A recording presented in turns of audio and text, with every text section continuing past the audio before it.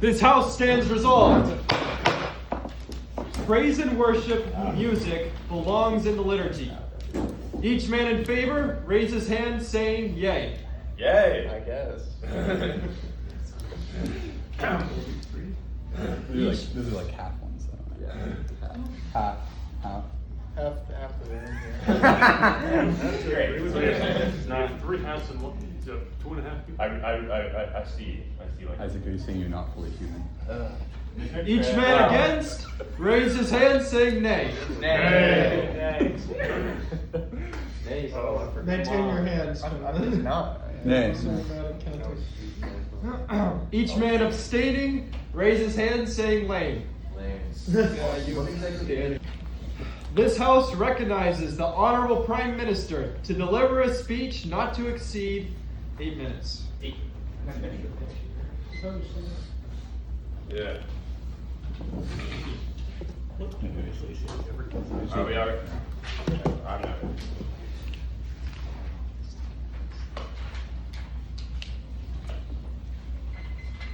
Are we all ready? All right. The faith of countless believers has been nourished by the melodies flowing from the hearts of other believers, either introduced into the liturgy or used as an aid to dignify worship. In song, faith is experienced as vibrant joy, love, and confident expectation of the saving intervention of God. Pope John Paul II poetically puts into words the reason for music in the Mass. Music is one of the most expressive ways we have of offering our praise to God, and also expresses the unity of the community in their singing together. The Church has written extensively on the value and quality of the music which should be brought to the liturgy to ensure the fullness of truth, goodness, and beauty in the Mass. However, in more recent history, and in a sudden explosion with the liturgical reforms of the Second Vatican Council in the 1960s, a new form of religious music began to be produced and propagated. This praise and worship music, popular among Protestants and non-denominational Christians, brought with it a secular air, not simply in its rock and pop genres or its modern instrumentation, but in the lyrics itself. The lyrics of praise and worship music, compared to traditional hymnody, are much more introspective and personal, and are written with much more like a conversation to God, though much less contemplative, solemn, and theologically symbolic than traditional hymns. The role of praise and worship in Catholic life is often discarded as Christian radio music, sometimes valuable in adoration or individual prayer, but to be avoided as unsuitable for the solemnity of the Mass. However, I argue that praise and worship music is suitable for a Mass setting and holds equal spiritual value to other hymns used in Mass. It's based on the prescriptions and vision of forsaken music provided through the Church's history, most notably in the 20th century reforms. The reforms of the 20th century began with Pope Pius X's Motu Proprio Tralis Solicitudine, and continued in the documents of Vatican II. Tralis Solicitudine was written by Pius X, who cared for liturgical reform, actual participation, and beauty in the Mass. He also reformed breviary and he did a lot of reforms. He did not want the Mass to be scandalized by bad art, which is why he wrote Tralis Solicitudine, which provides regulations for the kind of music which we play at Mass. He says that music ought to have suitable melodies and efficacy to the text, to allow the faithful to be better prepared for the sacred mysteries. Sacred music should have holiness, universality, and goodness of form, as well as true art and a sense of beauty in all cultures, he says. He affirms Gregorian chant as having a pride of place in the liturgy, and builds off of that a hierarchy, putting music similar in style to chant higher into the hierarchy, among which is polyphony, a style of music which multiple melodies harmonize with each other. Tralis Solicitudine gives appreciation to the progress of art and modern music, but says that care must be taken that it be, as it is admitted to the Church, containing nothing profane and having no reference, and not being seen as secular in their use. It also mentions the use of instruments, saying that you should not have drums or cymbals or piano, but should have organs and vocal. Amen. Yes, as we go into the modern era,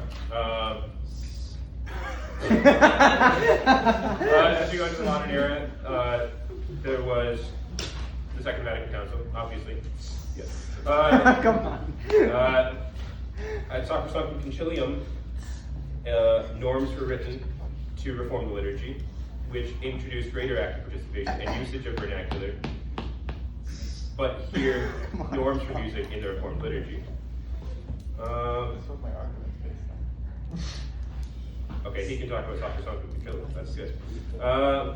Yes, so it talks more about active participation, etc., etc.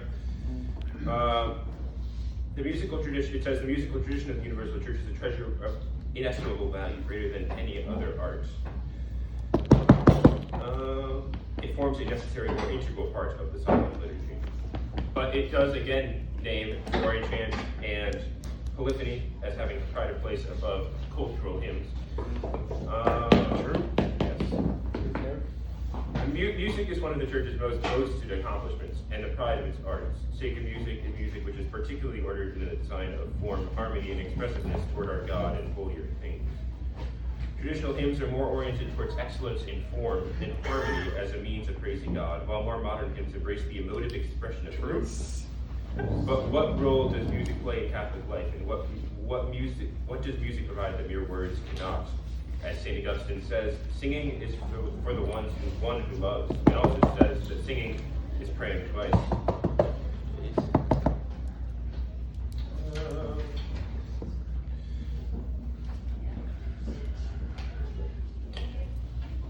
Praise and worship is a resurgence and a restoration of the pure emotional outbursts of praise to God found throughout the Bible, especially in the Psalms. I will say, for my definition, praise and worship is a genre of personally oriented religious music, risen with a contemporary genre such as pop rock or folk, with more contemporary instrumentation such as guitar or drums. Band. To judge the fittingness of a piece for the liturgy, the USCCB says you must consider the musical, the pastoral, and the liturgical. The musical, concerned with the type of music admitted into the liturgy, technically and aesthetically and expressively. The pastoral is concerned with its appropriateness for the sanctification and edification of the faithful, as well as its concerns for the specific needs of the local faithful. The liturgical refers to its appropriateness for the liturgy in text and instruction. Praise and worship is somewhat lacking in musical appropriateness, as it is not on the top of the chart like Gregorian. It's at the bottom, Gregorian, cultural hymns. But technically and aesthetically, expressively, it's quite beautiful and often displays more expression, I argue, than traditional hymnody. Praise and worship is also pastorally and liturgically appropriate, with a unique capacity for sanctification and edification in its personally oriented nature. And praise and worship's lyrical genius allows you to I will argue that. 1 minute. Don't laugh, Mark. Allows you to step into the mysteries more fully. It often lacks the solemnity required for the sacred mysteries, I do agree. However, yes, they require significant more scrutiny just by their nature, just being as pop as they are. Yes, and they, a lot of times we do pull them from Lutherans, so they're, and Protestants, so there's often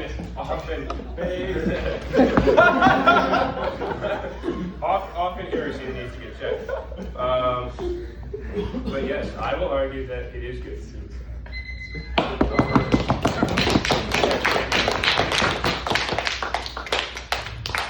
So I thank the Honorable Prime Minister and call upon the Leader of Opposition to deliver a speech not to exceed 8 minutes.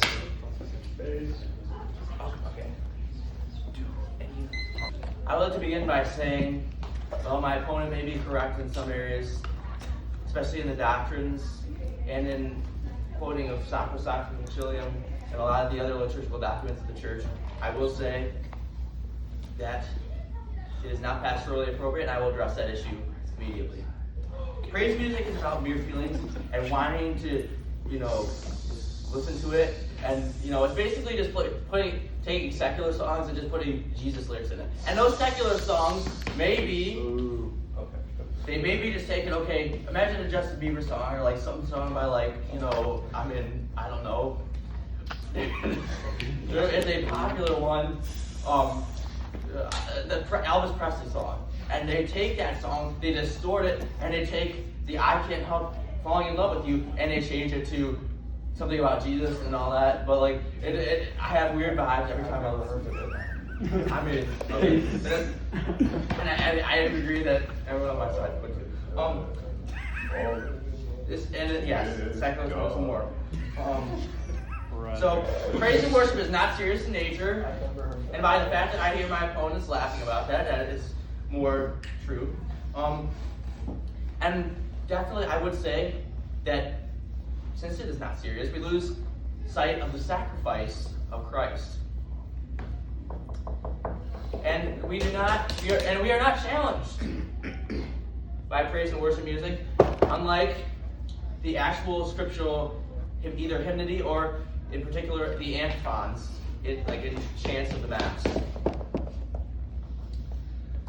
To quote a Harvard professor, a Catholic best-selling author, Dr. Arthur Brooks, he talks about happiness and how happiness is not a feeling.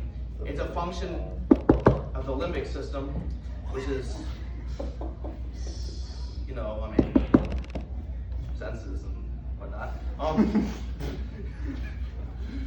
And it causes us to dwell on something, you know, just, you know, bitter. And just, there's no, what I would say, you know, just, it's just about mere feelings. Anyway, let's just say, praise and worship is something artificial. He compares this to, he compares just, you know, like happiness, like the artificial to like a meal. So like, unless you actually try the food, unless you smell the food, unless you taste the food, you are not experiencing the fullness of the food. You are only experiencing part of it. Same as with praise and worship. It's only like, it's almost watered down, you know, doctrine and just made up, you know. I mean, and let's face it, the world can do something so much better. The world makes so much better music, and I mean, praise and worship is just, you know, taken from the world. It's like a worldly genre, but it's just, you know, it's thrown Jesus' name in there. Oh, praise the Lord. Yeah. Yeah. So, let's see. And enjoyment truly is not pleasure.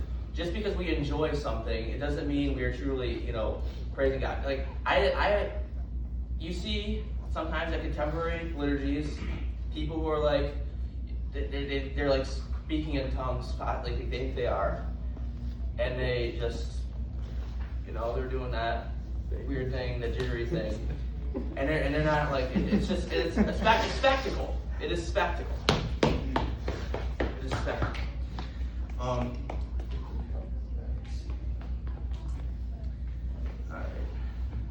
People care most for the songs. It says in Book 6 of the Republic. People, when they listen to praise and worship, they are enamored with how it feels, how it sounds. And so, we must look to the other forms of music, such as Gregorian chant, which it says the Sacro Sanctum specifically has pride of place in the liturgy. Some people will just say, oh, it's not my preference. I would rather prefer singing these songs that have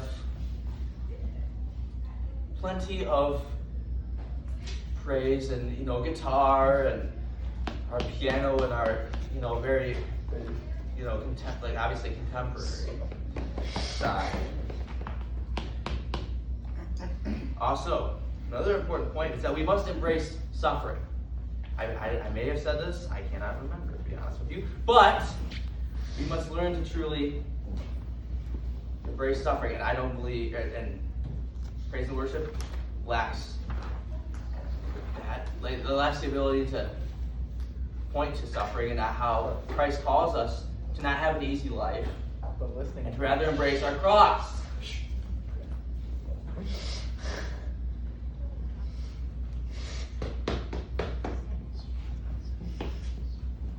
And also, lastly, the worship part of praise and worship should not exist. We know that true worship is the holy sacrifice of the Mass.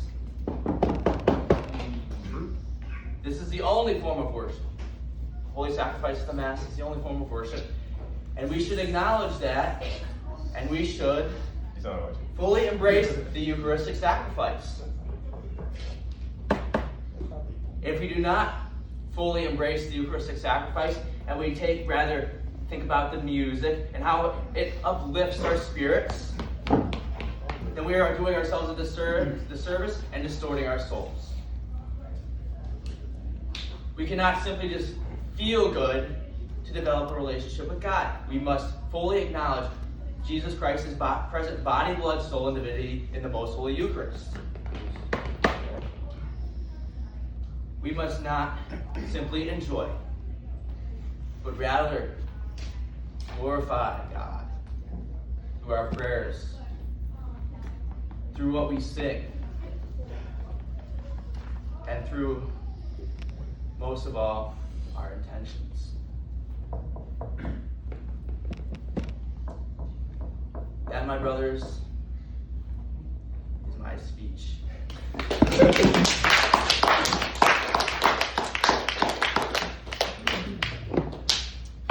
I thank the Leader of Opposition, and now call upon the Prime Minister to interrogate the Leader of Opposition for a period not to exceed I'm the 3 Prime minutes. Minister, right? What's up? I'm the Prime Minister, right? Yes. I hope so.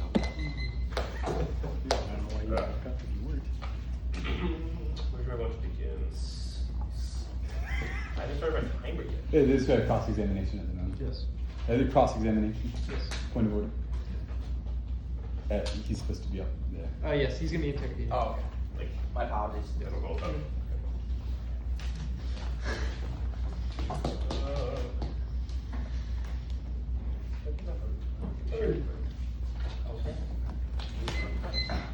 All right. I would like to start by addressing the word worship in praise and worship. It's a misnomer. I agree that worship is the holy sacrifice of the Mass, and only that. I'll blame the Protestants for that one. Oh,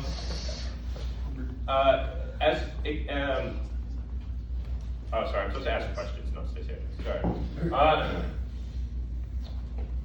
Should we sing cultural hymns in Mass? No, and especially since it comes from the Protestant Church.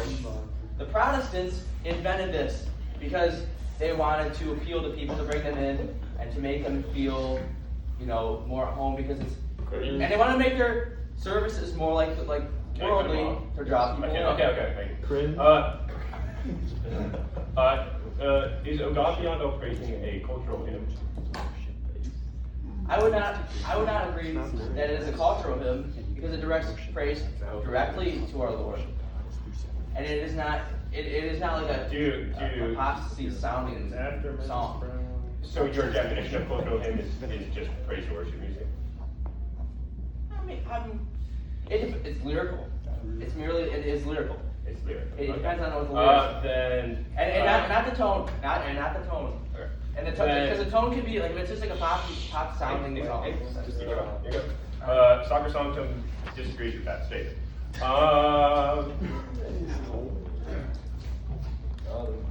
Do praise and worship music not offer praise to God? I mean, it's supported.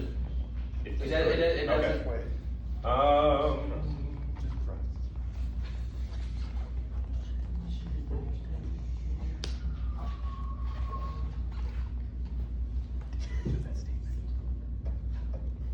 Do you think that praise and worship can't draw us into the Mass? No, because we're constantly thinking of the happy clapping guitars and singing. Okay.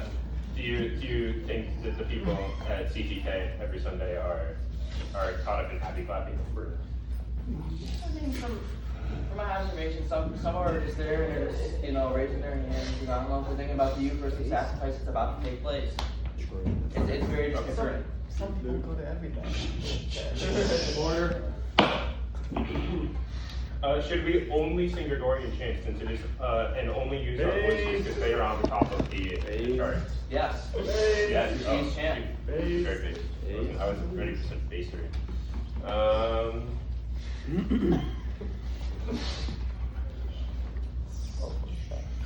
How do you think we could? How do you think we could use praise and worship? Like, how do you think we could write this? Do you think we could write this off You have to of answer. praise and worship? You don't have to. Go ahead.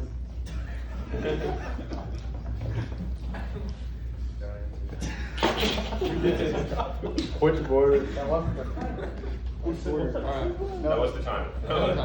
Oh. I'll let him stop if he'd like to stop. He gets to examine me, right? Yes.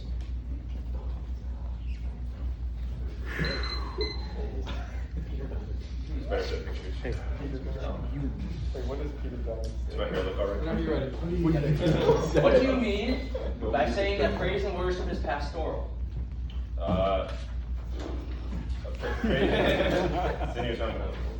It means that it appeals to the flock that it's it's for the flock, the specific church, you know. Like some churches are not, definitely would not benefit from praise and worship music, like your local church. Like St. Peter's is not going to benefit, but TTK will. In that way, I say it myself.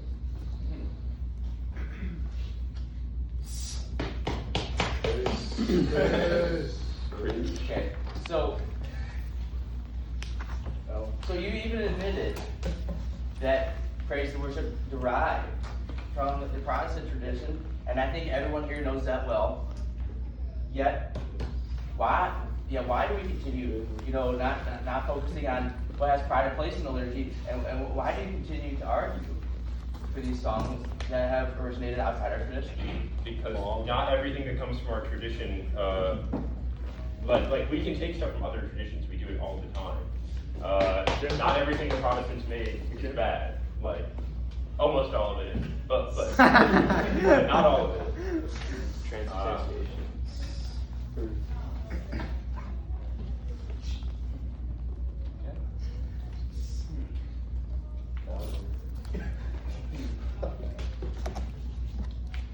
Do you think that praise and worship challenges people to actually want to do good in the world, or does it just why do you think it just it brings people closer to God? Because we sometimes see just people, they just want to, they look happy, and then afterwards they don't seem, they don't fully grasp what happened. Why is that? Like they don't fully grasp what The Eucharist. the Eucharist is. I mean, I would say that they do, and I'd say that there are songs that are very Eucharistic based, especially the ones written by the Catholics. So the Catholics are better at it. Yes.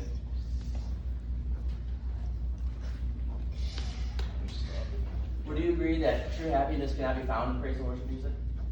True happiness can only be found in God. Okay. Can't be found in Gregorian chant either. Well, okay.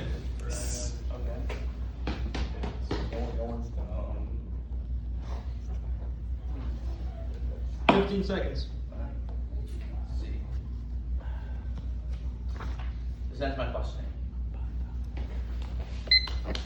I thank you, gentlemen. I gotta get my computer. I now call upon the Prime Minister to deliver a second speech, not to exceed 7 minutes. I thought you. Unless Isaac can do it. Are you doing the second speech? Yeah. Okay.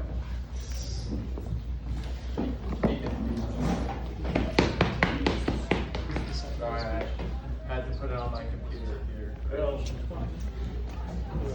My bad. Antichrist. Technology. Okay. Alright.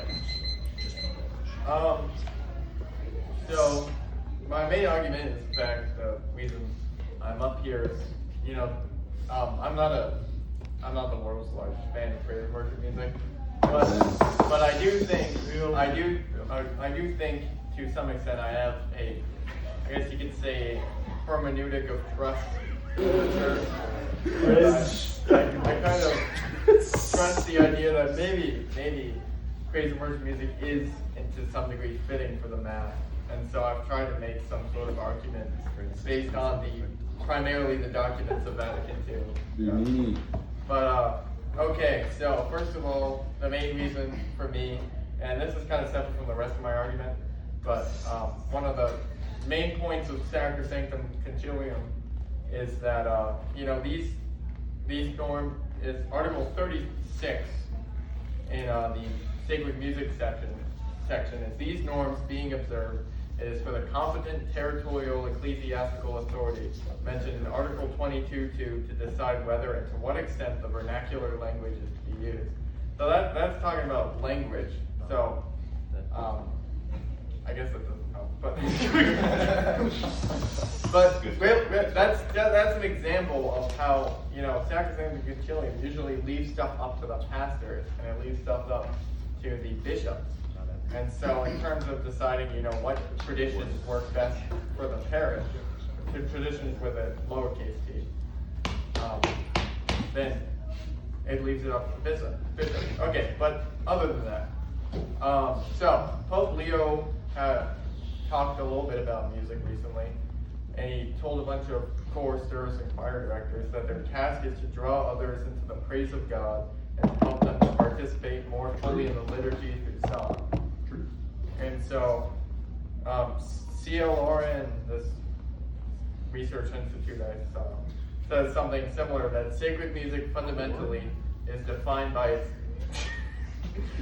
teleology, its intended purpose. Unlike secular music, which often aims for entertainment or artistic expression, sacred music is concisely or consciously crafted to facilitate spiritual connection, express religious devotion, or enhance liturgical ritual. So, by definition, sacred music is really like music that just helps with people pray. It helps people worship, it helps people praise God. It helps people express their relationship with the loving God that we have.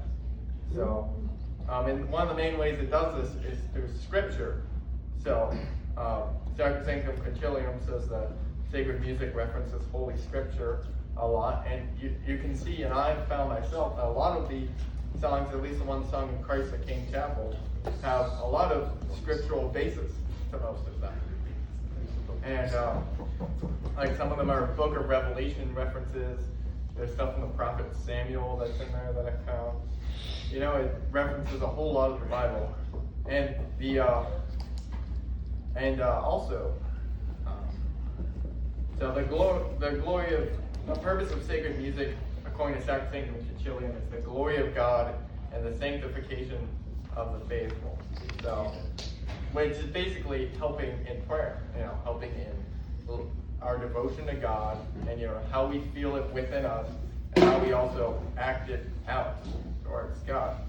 And it says whenever the sacred action is to be celebrated with song, the whole body of the faithful may be able to contribute that active participation which is rightly there. So, as you all know, Vatican II is very big on active participation, and praise and worship music is a great outlet for that. The melodies are very easy to sing. They're not like showboaty choral pieces, and they're not the complex melodies of the solemn tones of chant, which are very good, but they are very hard to learn if you don't have heard the pitch. So, but praise and worship music, forgive me if I'm wrong, I believe falls under a type of polyphony.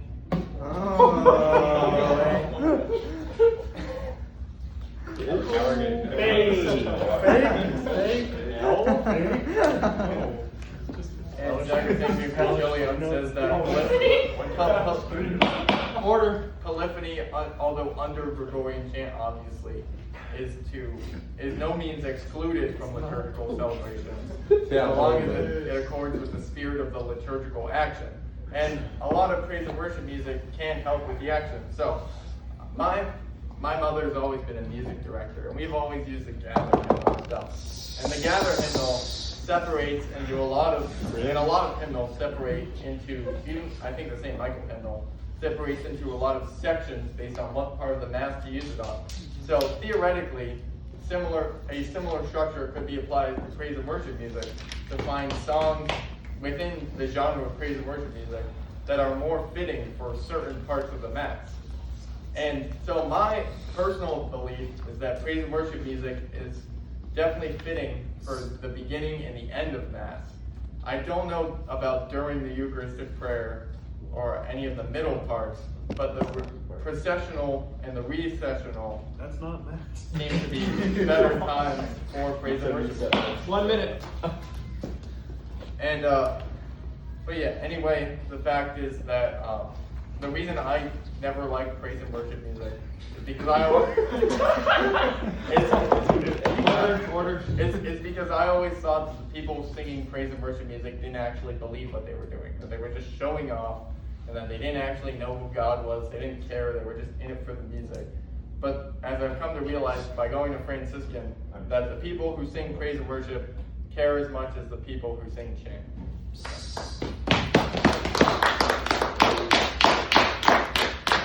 I thank the member of government and now call upon the member of opposition to give a speech not to exceed 7 minutes.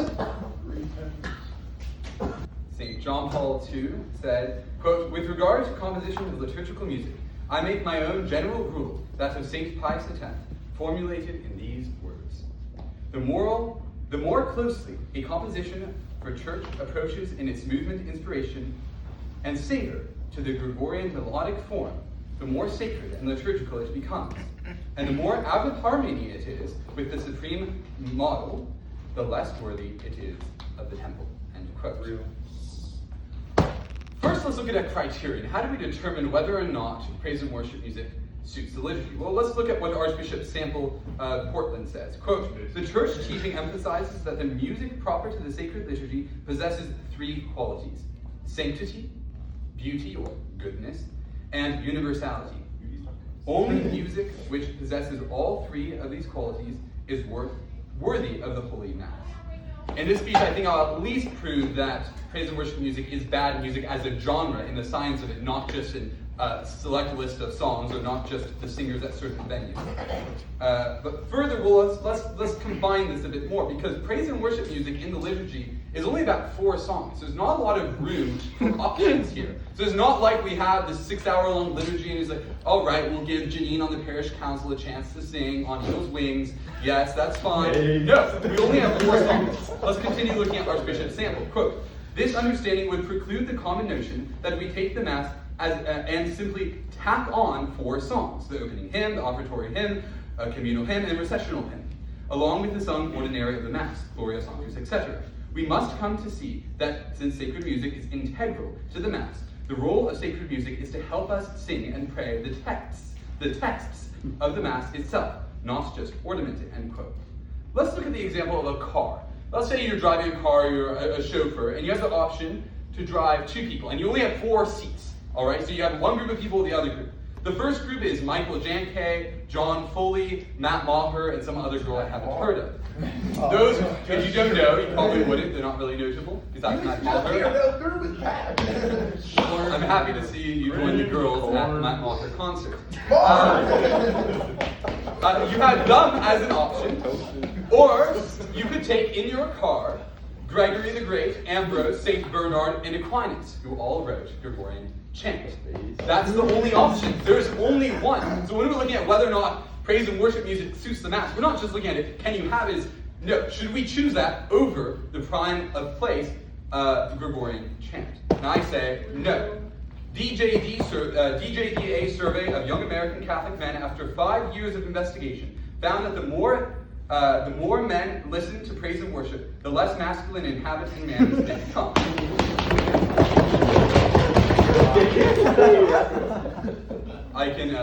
You can ask that in the comment section, I guess.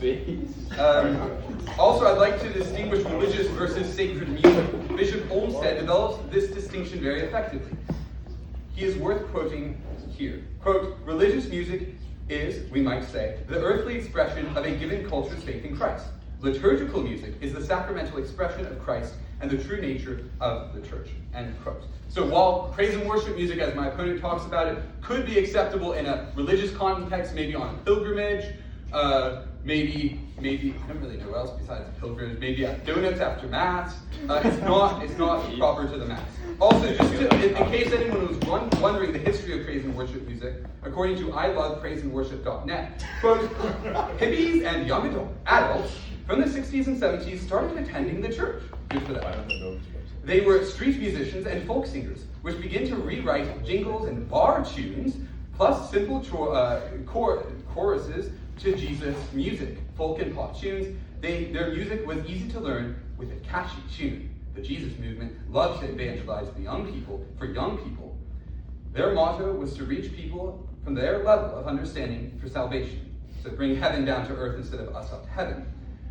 It continues. After accepting Jesus in their heart, they became Jesus people or Jesus freaks. So yes, this does come from Protestants, not from the rich history of Western tradition of sacred music. Here are some problems with praise and worship that make it not beautiful and therefore not suitable to the liturgy. According to Peter Kwasniewski, quote, moreover, the instrumental approach with the use of strummed guitar and piano strongly convey the atmosphere of secular music, since these instruments originate in and are still associated with a variety of styles that have in common their extra-ecclesiastic nature, the romantic concert hall repertoire, jazz, early rock, and contemporary folk.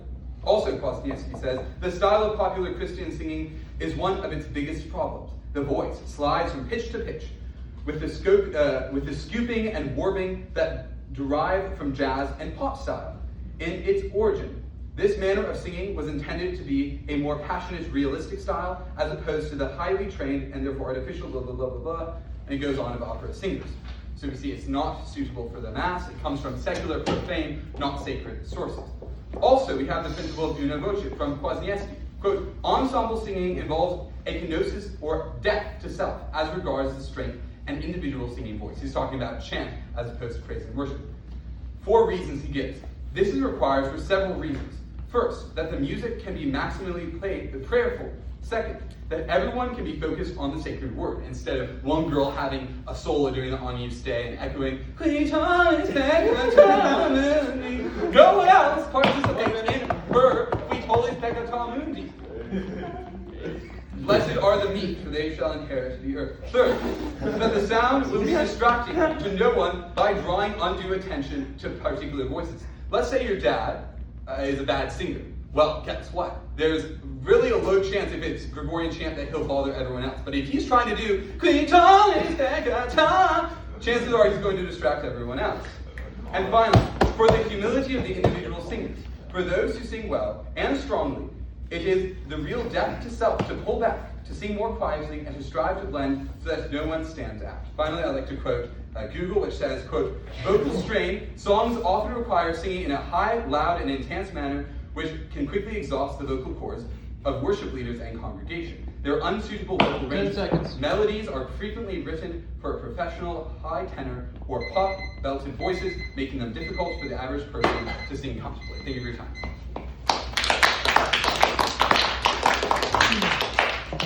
I thank the member of opposition. The House will be now opened to questions and comments.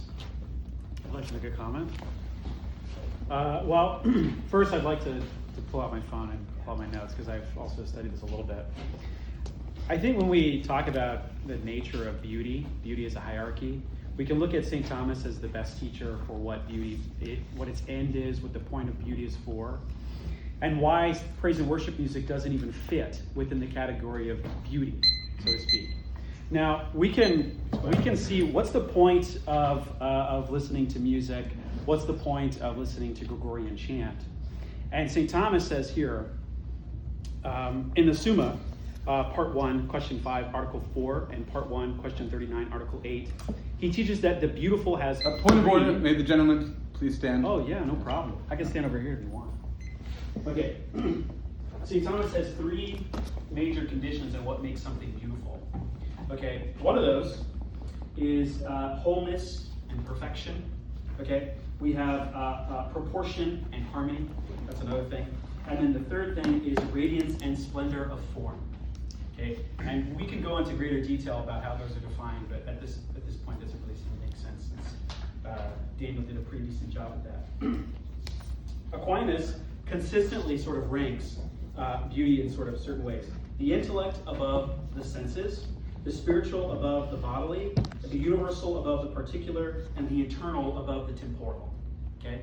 The problem with praise and worship music is like Daniel said, it's meant to bring heaven down to earth, not us up to heaven. That is bringing the heavenly down to the temporal world, which is a weakened thing. The temporal world, frankly, isn't that good. On top of that, St. Augustine in the City of God says that we can't love things permanently and forever in the temporal world. And so when music is bringing you down to the temporal world, that's not good. We want to be lifted up. We wanted our hearts to lift up to God, and only Gregorian chant can do that. And that's just how it works. So how do I know that praise and worship music does this? Well, I studied jazz at the University of North Texas. Quite a prestigious music school. Okay? Alpha. And here's the thing. The music only invokes your passions. It can't even evoke sort of any sort of spiritual sensibilities. It's only within the passions. And you can see this just clearly with your eyes. Thank you. Wait, are we doing questions or? Well, you can do questions or comments. I just happened to make a comment. Good. I feel like for the sake of time, should we just end it? Like we don't have to go. How much time do I get? Yeah, okay. They can use that. 2 minutes. Unless you guys are trying to each other. Cool. Okay. All right. So I think it's important to keep in mind just how focused in our own time this debate is. Praise and worship is a very recent development, as has been previously pointed out. It came from Protestantism, and really the idea of having praise and worship music in the Mass is something certainly, I don't think you would have seen it anywhere prior to 1950. It probably opened in, starting with liturgical abuses at that point, and then really came in like post-Vatican II, where there were indescribable liturgical abuses that took place. So this is a very recent, it's a very temporally rooted debate that we're having. And it's crucial to keep in mind, I believe it was G.K. Chesterton who said this, that he who marries the times will find himself a widower when the next age comes. Instead, the Catholic Church throughout history has had the exact same style of music. We've kept it quite consistent for hundreds of years in Sacrosanctum Concilium. I'm not a liturgical expert, but it's developed organically over time to the point where we have Gregorian chant, which, as Sacrosanctum Concilium says, has pride of place. And the Church's music has historically been distinct from popular music. So even like classical music, that's not something you should have. I oppose having that in Mass because it's popular music. It's not sacred, even though it's nicer than modern pop music. It still should be appropriate for the Mass. Instead, church music is meant. It's a prayer, so it should help us sing. Which is why the pipe organ should be the only instrument that is used at Mass, because it mimics the human voice. So popes encourage it because it helps us sing. Thank you very much. May I congratulate the speaker on his maiden speech in the House? I asked this question to the which one are you from? The Prime Minister. I'm from Milwaukee. Gentleman from Milwaukee. How do you feel that, or let me put it in a different way. So a survey, it comes out a couple of years ago, wagering that perhaps 40% of Catholics don't believe in the true presence. 70, I'm correct. In a high number that shouldn't be the case, okay? How do you respond to the fact that number has seemed to rise at the same amount of time and in the same trajectory as contemporary music in the liturgy? Well, I would think that that's just coincidence. No. I'm saying that that's a reaction to Vatican II. I think Vatican II had some major effects on the church. Like we saw, like a whole bunch of nuns leave the faith. And if nuns are leaving the faith, then something's going wrong. So I would say it's not a matter of praise. Like praise and worship is not getting people to believe less in the Eucharist. I think it's just the solemnity lost in Vatican II, which part of that is the solemnity of music. So it seems like we agree then. Yes, solemnity is lost. Then I think that we agree that the loss of solemnity in Vatican II has led to. So how can you continue to defend your point that praise and worship uplifts the solemnity of the What do you Mass? want from me? What? How would you say then that the contemporary music put forward in praise and worship upholds the dignity of the Mass, while at the same time saying that the dignity of the Mass has fallen post-Vatican II? I think that's just a misunderstanding of the Mass. I think that's bad catechetics. I think that's people who get their catechetics simply from the music, if that's what you're trying to argue. Like, if your belief in whether or not it's the real presence relies on whether or not we're singing Tanis Angelicus, or if we're singing... Would you say that it's helped, though? Helped by the uplifting of the music? I do agree that it gives a much more, like, Catholic and spiritual, or not spiritual, I think that praise and worship does something like that. But it gives more Catholic air to the Mass. Which the Mass is Catholic, right? Yes. Oh, okay. Just clarify. Yeah. Go ahead. You I got a go. question already for him. Yes, sir. Stan. So, this is a question I guess to all of you in general. If you believe that, obviously, I also believe that Gregorian chant should take pride in place, and Vatican II says that, and that the older music is, in my opinion, tends to be better, although some modern selections can be better than some older songs. But the fact is that, if you're gonna make a rule that you can't use praise and worship music, how do you plan on enforcing this? It's a disciplinary question that has nothing to do with study. You not a bishop.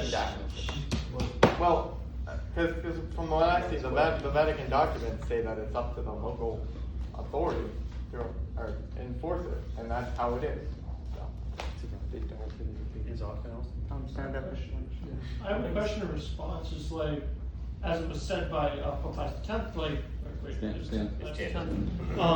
was that like Gregorian chant is the highest form of music. So should we not, the greatest event in like all of human history, that we get to partake in daily if we so are inclined to, which I think we all should be, right? Shouldn't we have like the best thing there is? Instead of like if you were going to say a really fancy party where you got to meet like the President of the United States, should you like wear like a hoodie and like sweatpants? And, hey, Mr. President, how are you doing? Or like, would you get really fancy dressed up with a tie, right? And like a suit, your best suit, maybe even a tuxedo, right? Like, which one would you do, right? And it's the same with the praise and worship. Like, you're being someone who's so much greater than the President of the United States will ever be. And you're just singing like kind of a rock song when you could be singing like what the church says is the best song, which lifts your soul to God. What do you have to say to that, both of you? Then why do we not only do Gregorian chant in our masses and get rid of the entirety of the same? That's what I'm asking. Well, I can tell you why post-Vatican II changes. It doesn't mean just because there were changes doesn't mean well, they're we always had. good. I'm saying we had hymns before. I'm just II. asking you Not why during Mass. I'm just asking why Not at aren't all we using during the best of the best for the Mass? What? This Why is- aren't we using the best of the best for the Mass? This debate is concerned only with what goes on in the Mass. No one is saying you can't use praise and worship outside of the Mass. Yeah, I got to say, I actually didn't know. Praise and worship is, I distinguish praise and worship from like, Yeah. oh God, beyond all praise, like that's Yeah, not sure. praise and Saint worship, Peter is that's right. just- I know. and That's I- like I- that's I- like the I- post So praise English and look worship at was never different like, they were never doing that before that. But also that's always a recessional song anyway. So That's what I'm saying. Yeah. It's not. So like, what do you have to say to that? Because like, regardless of other English chants, I support the processional, recessional modern music. yeah, but what do you have to say to praise and worship in the mass? It kind of feels like wearing a hoodie Well, or then, sweatshirt to see the then president. shall we have no motets? Shall we? Because Panis Angelicus isn't Gregorian chant, and that's one of the beloved men in the car with Polyphony. Polyphony. But that's second in the hierarchy. Shouldn't we Yeah, only where do do the you first? think praise and worship falls on that glorious chart? It's third. Not on the chart. Not even third. It's Not even on the culturally- chart. It's not even third. That's Okay, It's culturally. All right. It's American culture. Colon comedy. I'd like to ask, is anybody in the opposition a bishop of the Roman Catholic Church? Are you? Yes. I'm not. So, stupid plebeians. Cut the line, cut the line. Yes. Archbishop Sample. She's on the opposition side. Okay. Well, I guess I would ask Archbishop Sample, but to all of you who are on the opposition side, what would you say to Sacrosanctum Concilium when it quotes the competent territorial ecclesiastical authority, as mentioned in Article 22, it is referring to the bishop, must in this matter carefully and prudently consider which elements from the traditions and culture of individual peoples might appropriately be admitted into divine worship. I'm not I saying answer that. I would like to answer this. Yeah, I'm I have just an saying answer. that, I'm just saying I that have the most bishop has certainly allowed a certain thing to take place, Yes. and That are we doesn't- not questioning his I have an authority? answer. I have an answer. Okay. That does not mean that it is good. Okay, firstly, the USCCB allowed Americans to receive in the hands. That doesn't mean it's good to do so. I agree. Okay, so just because a bishop or some council says that it's okay to do, for example, do you know why we receive in the hands in America? It was given as an indult, meaning it was because of widespread disobedience among the laity. That's why we are allowed to do it in America. I would say that the same reason is because, guess what? There was probably a widespread amount of disobedience within a lot of the laity because, to be frank, people who really like praise and worship music at Mass are much more lukewarm. Whoa. And I would say that's probably true. Probably true. I'm generalizing. I would like to say I that. would say that's not. I would say that's judgment of character. Yeah, I That's can a make judgments of generalization. character. I can do that. That's allowed. But- You can make judgments of character based on these things when you can see sort of the lack of okay. reverency within Well, I would places say that have, I've met have these people who things. are not lukewarm who do in fact sing praise and worship. We can, Yeah. as lay people, we can agree that maybe this is not the best form of worship. This is not the best thing, but the Vatican grants this authority to the bishop to make this decision. So should it not be allowed in that sense? I would say just Yeah. because it's allowed doesn't mean, as I was saying before, it's the best thing. I guess. Right? Like the president's not going Maybe to I want stop the you from best coming thing. in a hoodie, but like, should you be doing something that you're just allowed to do, even though like you could be doing something. Maybe so I'm not much clear on better? what the premise of the debate is. Was that, what is that? No, it's fitting for the mass. Fitting. Fitting. Yeah. Fitting. We're not claiming that it's not allowed. I We're would say it's claiming not that fitting at is all. it the best thing? Or is it fitting? Like- Or is it even It's fitting? not. It's not the best thing. Well, if it's not fitting, Yeah, it we shouldn't We be- know it's not the best thing. That The church everyone says it's Shouldn't we fitting. have the best things and Church better doesn't. things? No, the church says it's permitted. It What doesn't does say it it's say? fitting. So we should only have Gregorian. Permitted means Yes. Exactly. That's what we've all been saying. Okay, then we should get rid of Panis Angelicus in the mass. Oh well. Oh well, if that means we get rid of praise and worship as well, I'll die on that. die on any hill. Can I? So you said proper ecclesiastic. Yeah, I'm still responding to your point. So how are you going to respond to Bishop Hernandez who concelebrate with a woman? That's proper ecclesial authority in Mexico. That's a different matter. Two months ago. What I'm saying is that proper ecclesial authority doesn't mean infallibility. That's so true. you're going to have problems. Yeah, I would to respond to that, I would completely agree with that statement. They can screw up. There can be fallible actions that take place due to their authority. However, it is most fitting for us to be obedient in the nature of. I mean, sure. all priests are meant to be obedient positions. I would say. Well, I guess I'll say no one's advocating disobedience. It's not as if they somehow banned Gregorian chant and we're saying like we should just do it anyways. It's more of just like a prudential matter. I guess I'll also ask a question. The government mentioned Trialis Licitudini of Blessed Saint Pius X of blessed memory. Do you believe that under the guidelines of Trialis Licitudini, praise and worship music would be allowed in the mass? I do not, but That's not infallible either. He said that, bro. but I would say following Sacra Sanctum and Musicum Sacrum, I would say that it is. Then why don't you bring up Charles Listitute? To show that As an music historical changes over overview? to show that music changes over time, to show that we are in a time of a new musical genre, to show that like the polyphony of Thomas Aquinas, which you guys seem to love before we started going We prefer it. what is older St. is Thomas not never always wrote- St. does Thomas not mean never wrote that it is. Polyphony. Yeah, never wrote Polyphony is Polyphony. it's a later development. Polyphony's later than St. Thomas. And by the way, we established a hierarchy of beauty anyway. You can argue that Gregorian chant is at the top, polyphony is underneath it, but praise and worship is nowhere near close to either of those two. It's not even fair to put them in the same playing field. I wouldn't go to a concert where the first singer. What the fuck? No, it does not. Nowhere in the Vatican No, it II does not. document. Nowhere in the Because it Vatican says, like, document does it say regional that. hymns doesn't mean it just I have- like, I have a Can I question. count like Regional.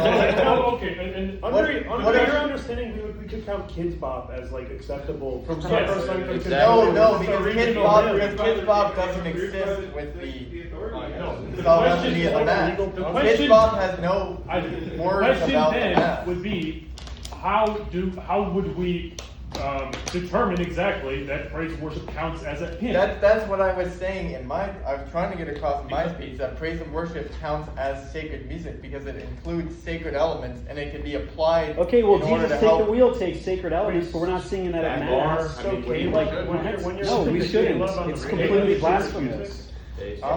Caleb is sacred music? No, not all. Yeah, because it like mentions Obviously God. not all. Wait, hold up. You guys consider this a question of aesthetics. Obviously- Not morals. Even a question of aesthetics, Gregorian chant is more aesthetically pleasing than praise and worship. Yeah. But it's not To you. it's not in the No, that's officially true. That's understanding the Every definitions of document, right. beauty given by St. Thomas. If we understand form, if we understand universality, Gregorian chant follows universality because there's no rhythm, there's no evoking of the passions. It's greater in the intellect, which makes it more beautiful, which makes it more aesthetic. Things that are closer to God are more beautiful. That's just obvious. I will say that there are very few people who say Could I, in, Oh, yeah. in, in, Yeah, you're right. in Ruben's, may I have the floor? In response, it's Joseph, yeah. And supporting Ruben's point about universality, I'd like to quote Pius X, who said, quote, "Sacred music should consequently possess in the highest degree the qualities proper to the liturgy, and in particular sanctity and goodness of its form, which will spontaneously produce the final quality of universality." End quote. True. Very true. I would just. Never mind, that's okay. I would like to ask this side and I would ask them, do you think that praise and worship fulfills the rubrics of the Mass when the rubrics tell us to say the Agnus Dei 3 times and you say it 4? Well, some say it 6 times, as in his. In the Novus Ordo rubrics, it says 3. I believe the Novus Ordo actually says that you. I've never heard of it. I'm They pretty have a sure it refrain says that that you- you can say it as many times as necessary. It's as necessary if the host If it's is prolonged prolonged, and broken, and it's not. I have It's been. not, I yeah. go there every single day for Mass, and it has never been the case. Yeah, I don't know why it would be, but I mean. Do you think that that breaks with the rubrics of the Mass? I suppose it would, yes. So do you think that that's appropriate for the Mass to break the rubrics? I guess not. And that is interesting because our chapel. That's not all. Yeah. Yeah. No, I'm That's like just giving a case by case basis. But I'll agree with you. No, I'll agree with you. I have a question for the gentleman from Milwaukee. Earlier in your discussion when we were cross-examined, you had mentioned something about appropriate for the flock. So then are you admitting that there is an idea that we should always do what the flock wants to do in that case?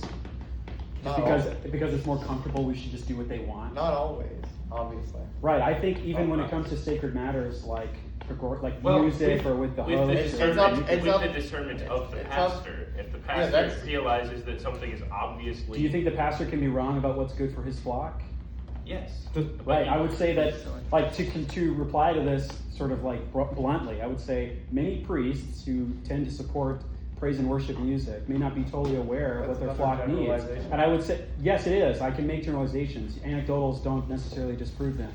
And secondly, when you talk about When I said earlier about how people who tend to go to sort of praise and worship areas tend to be more relaxed in laity on their sort of worship, that is true, and I can show that through based just on Franciscan on campus. Okay, one of the sort of key tenets I use as a means to measure this is sort of the sort of reverence given to the most important event that happens at Mass, which is the consecration of the Eucharist.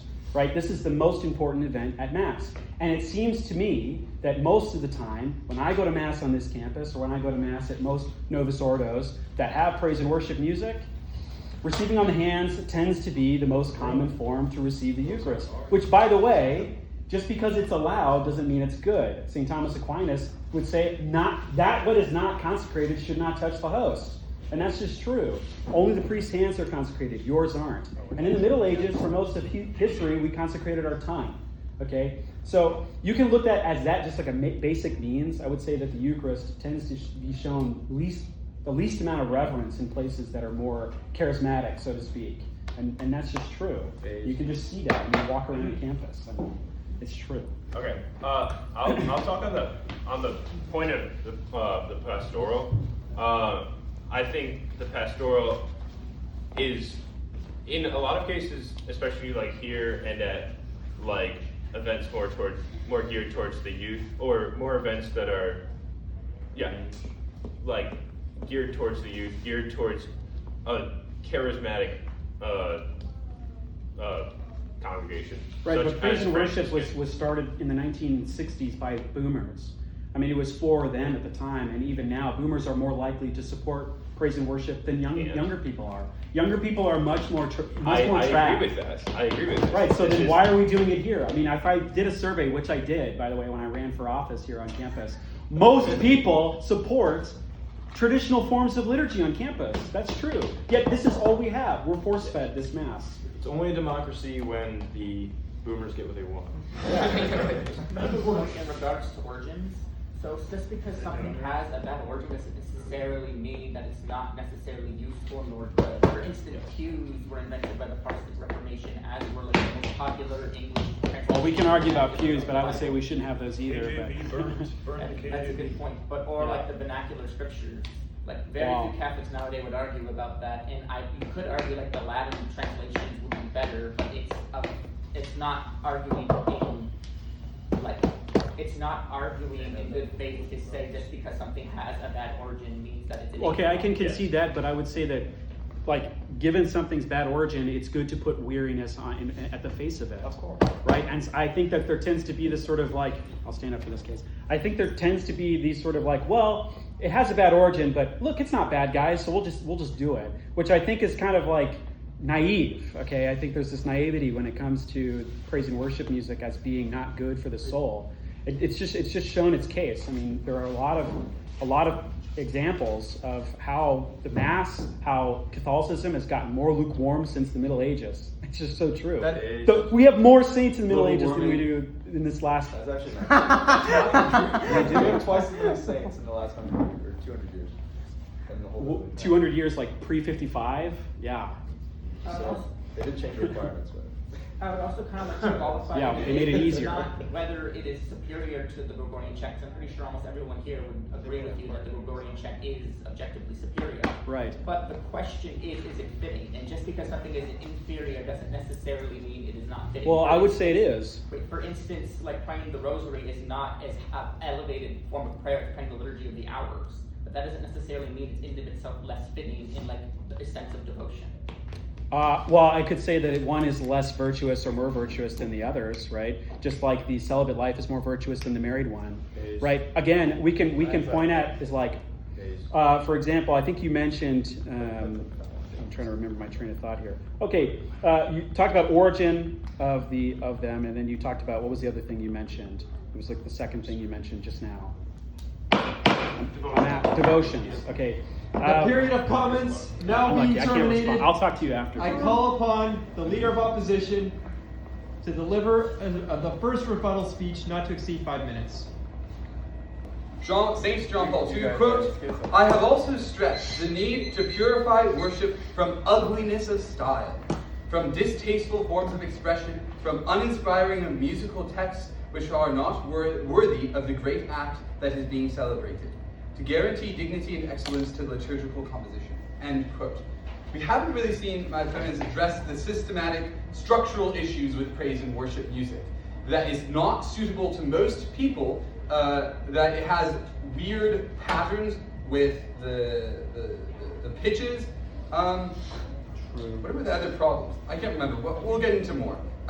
Let's go further into the point about the wording being poor. This is according to CatholicEducation.org. Praise and worship, quote, the Roman Missal contains antiphons for entrance and communion, which are normally biblical texts. The Roman Gradual, which is still the Church's only official source of music for Mass, contains antiphons for the offertory as well as the interlectionary chants. These together are known as the proper of the Mass. The Missal and Gradual also contain official texts for the ordinary of the Mass, for the Kyrie, Gloria, Creed, Sanctus, Agnus Dei. Praise and worship bypasses the first and preferred option that the Church liturgical law mandates for music at Mass, namely the proper and ordinary of the Mass, as contained in the Church's liturgical and musical books. It substitutes hymns which have never been part of the Roman Mass, or paraphrases or reworkings of the ordinary.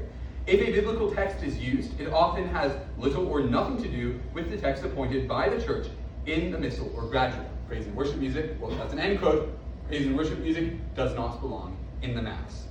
It is not fitting, it is not holy, it does not belong. Let's look at an analogy. Well, let's say you're the liturgy and are keen on getting married. Presented with two options and not being polygamous, you must select one. Specimen 1. I give you a 1,500-year-old, tall, blonde-haired, blue-eyed, modest yet stately Latinate woman. Let's call her Gregoria. She's been reared by the saints and will pass on the beauty to your hopefully billions of descendants. Specimen 2. An anorexic, nomadic, mushroom-loving hippie from San Francisco. We'll call her Zeitgeist. If you choose Zeitgeist, vote for the government. If you choose Gregoria, vote for the opposition. You can only choose one. The Mass only has 4 hymns that can be used. Let's use Gregorian chant. To support this, let's further look at what the popes have to say. I've already quoted Pius XI, who talks about universality. Oh, sorry, that was Pius X. There has to be a universality in the hymn. You can't have that when you have, what is that one by Maher? Lord, I need you. That doesn't exist in other languages. There's no universality. With Gregorian chant, there is universality. All right, yes, translate it to Spanish. Yes.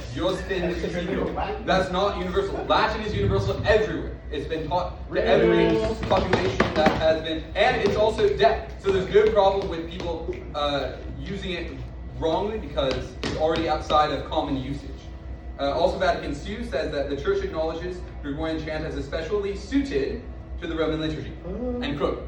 Vatican II never says that praise and worship music is specially suited. Therefore, if we're to choose one, let's choose Vatican II, not my opponent's side.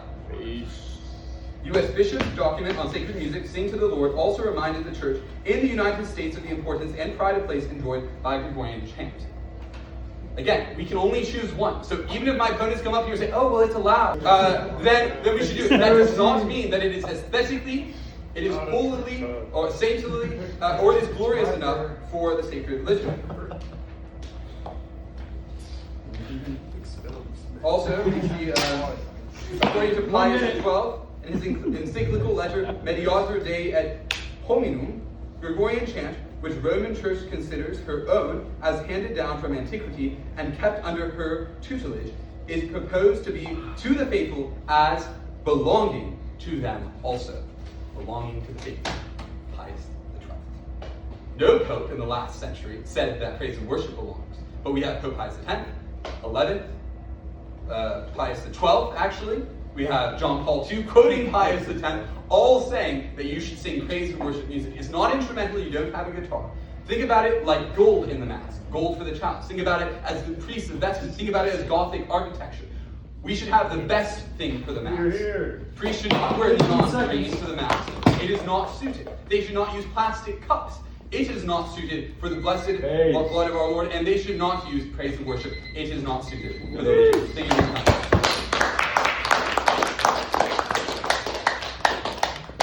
thank the honorable member of opposition and call upon the Prime Minister to deliver the final speech of the round, not to exceed 5 minutes. Can I make my timer go? 5 minutes? Yes. I just want to point out, JP1 never said anything praising Gregorian. He was killed before he could. He's about to speak to the Jesuits, and they killed him the night before. Or it was alleged that they killed him the night before. He never got his veg from Venice after the conflict. Okay. I'd just like to say that his point about the two ladies is just like all kinds of fallacy. First of all, second of all, into the actual rebuttal, I would say that the lukewarmness of the lukewarmness of people post Vatican II is not. Well, it is the fault of Vatican II, but it's the fault of bad catechesis after Vatican II. It's not a fault of the liturgical reforms of Vatican II. It's because, I mean, I know a lot of people on this campus who are very well catechized, who are theology majors, who love the praise and worship music. So I don't think it's not, if you're getting your catechesis from Gregorian chant, that doesn't make sense. So, and if your problem is with Vatican II itself, then your problem is not with praise and worship. I would like to say that it is a cultural hymn according to it doesn't say cultural hymn, it says something along the lines of like music of specific lands and of specific peoples. But it's in there, and it says that I have to pull it up. I was going to read it. In certain parts of the world, there are peoples who have their own musical traditions, and these play a great part in their religious and social life. For this reason, due importance is to be attached to their music, and a suitable place is to be given it, not only informing their attitude toward religion, but also in adapting worship to their native genius. That is 119. Yes. I will agree that we're in a weird time in this debate. We're in like that time after councils where stuff starts to actually get implemented how it was intended. Decrees and such actually start to find their like actual implementation. So we're in like a weird stage in that point where we're still trying to see what the fate of praise and worship music. And with the new generation of trad kids, it's possible that it will lose its steam and become just like some sort of like not like a spin-off, but it's still mass, but you know, just the mass with a different music style. And I don't think the music style really takes that much away from the mass as you guys seem to think it is. As long as we're all throwing around just fallacies, I'll say that if what you get out of the mass comes from what you get from the music, then you've got something wrong going on.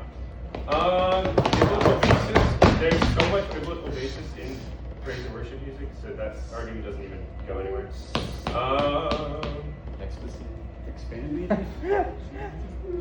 Praise and worship music is girly. I agree. Yeah. I mostly disagree with the statement that, like, I would call it antiquarian to say that, like, Gregorian chant is objectively, sorry, not passive. It's objectively better because the council fathers say so. But to say that it's better just because she's 1,500 years old and blonde and gorgeous,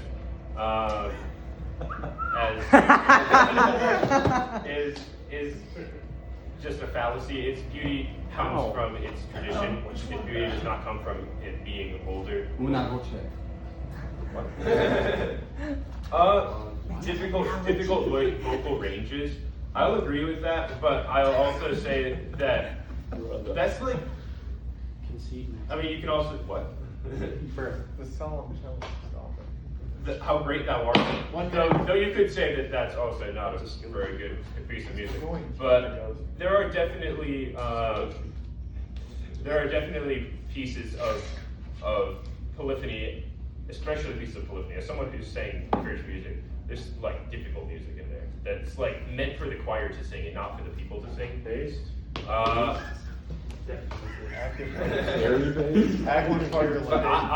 As someone who agrees with the Council of Fathers on active participation, I don't think that's necessarily a good thing. I think more care could be taken to make sure that the music is able to be sung by all. So there isn't much of a problem with that if you go to CTK. I will concede that Gregorian chant is definitely a very distinctly and pipe organ and in some cases polyphony, but it's very Catholic music, and I think the main problem a lot of people have with praise worship is that it's very Protestant. So I'll concede that. Thank the Honorable Prime Minister. This House now stands resolved. Praise and worship music belongs in the liturgy. Each man in favor, raise his hand saying yay. Yay! Bruh. Each man against, raise his hand saying nay. Still time. Can we get a recount? It was close. Each man, I won't do it. Each man abstaining, raise his hand saying lay if you dare. Danny? You're abstaining. He was on our team. Yeah. Last time. Still it. All right, with 2 votes pro government and 13 votes for opposition and 0 abstentions, the motion carries. Or the mission. Yeah. Oh. I love democracy. With 2 votes pro and 13 votes in opposition and 0 abstentions, the motion has failed.